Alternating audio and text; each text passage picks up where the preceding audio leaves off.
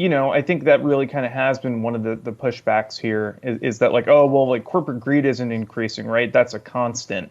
But no, I mean, I think, what the data has been telling us all along is that profits are helping drive inflation, a disproportionate share in a way that really hadn't been seen in many decades. In other inflationary crises, you did not have this massive expansion of corporate profits like we've seen.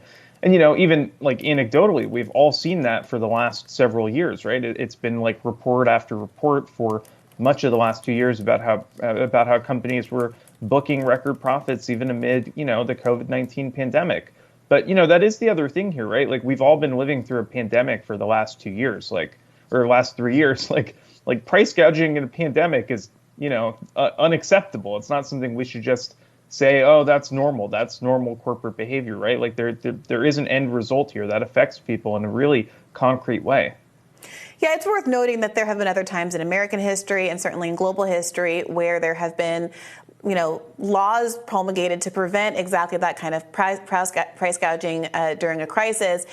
We are at a place, I think, in American politics where there is a lot of pushback against the idea that when there is a winner and a loser between consumers and corporations, that the state should ever intercede on the behalf of consumers.